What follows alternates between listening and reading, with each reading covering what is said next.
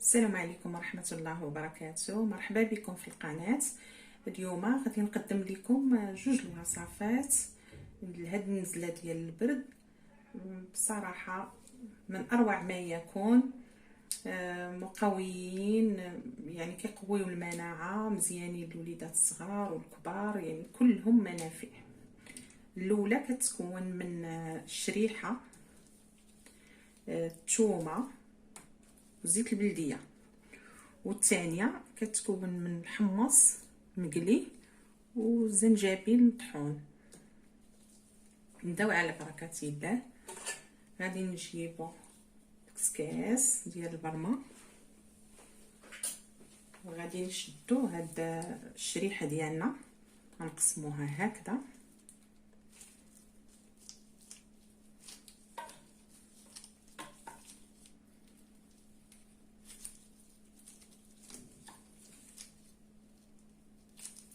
نحلوها بحال هكا، بحال ساندويتش. حيت من بعد غادي نديرو وسطها طريصات ديال الثومه.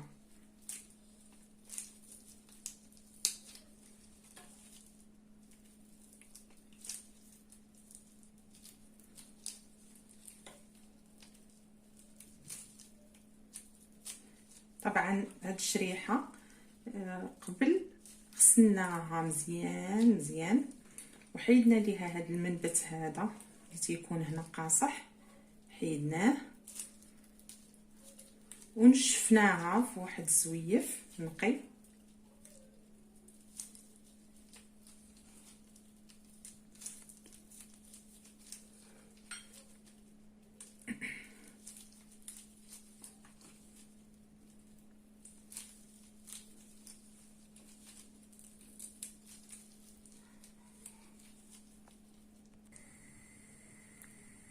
ديتي دابا غنشدو هاد الشريحه ديالنا، وغادي نبداو نعمروها بهاد الطريسات ديال الثومه. كل حبه ديال الشريحه غنوضعو وسط منها ضريس ديال الثومه هكا، ونحطوه في الكسكاس بحال هكا، بحال الا كنصايبو الساندويتش هكذا، ونحطوه في الكسكاس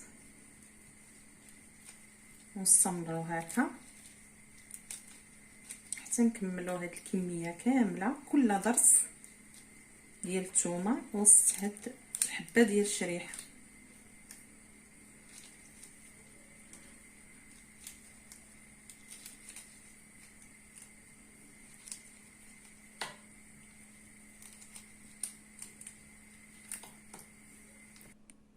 دابا بعد ما عمرنا هاد الشريحه ديالنا هكا، حطينا كل ضرس ديال الثومه وسط حبه ديال الشريحه، وضعناها في الكسكاس.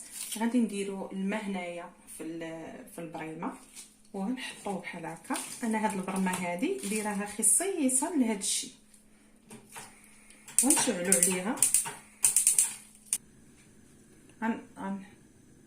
غنحطوها تفور ونتسناو عليها واحد 15 دقيقه بعد ما تفور لينا، ونرجعوا باش نكملوا نديروا التتمه ديال هذا الشكل ديالها.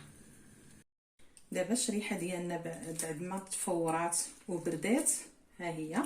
غادي نجيبوا واحد القرعه هكذا تكون كتسد مزيان، وغادي نبداو نستفوا هاد الشريحه ديالنا في القاع ديال القرعه بحال هاد الشكل هكذا. نرصوها وحده حدا وحده. انا ما عنديش قرعه صغيره، درت هاد القرعه كبيره.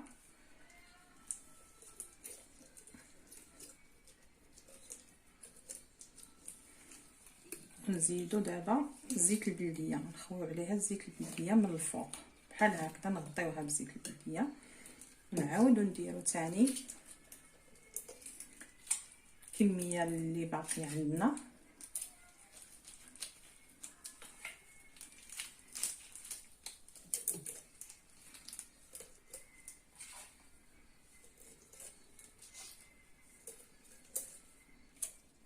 وما نخافوش هنا من الثومه، لانها هي ملي كتفور راه ما كتبقاش طيح طونسيون.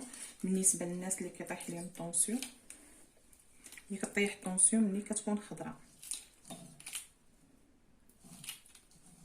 نزيدو عاوتاني واحد الكميه مهمه ديال زيت الزيتون ونغطيو عليها ونخليوها. دابا نبداو ناخذوا منها كل صباح ناخذوا معلقه، ناخذوا حبه ديال الشريحه معها زيت البلديه كل صباح. مفيده ومقويه ومزيانه في هذا البرد هذا.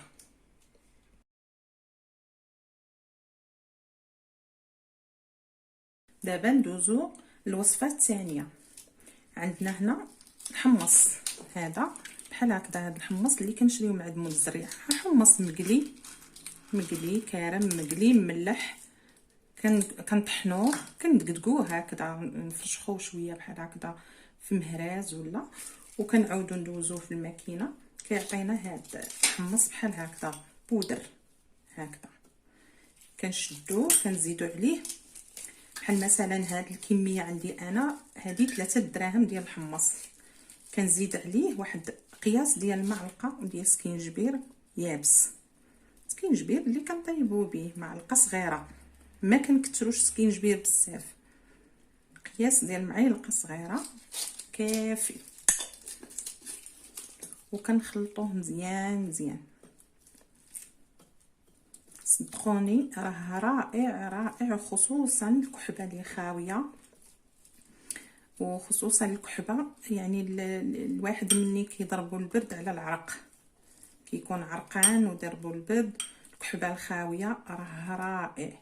كنبقاو ناخذوه وفيه واحد الرويحه زوينه بحال السفوف ولذيذ، كنبقاو ناخذوه كل صباح، كناخذو معلقه مع كويس ديال الاتاي، مهم جغيمه، مهم باش ندوزوه لحقاش كيجي ناشف في الحلق ما كيدوش الا دوزناه باتاي.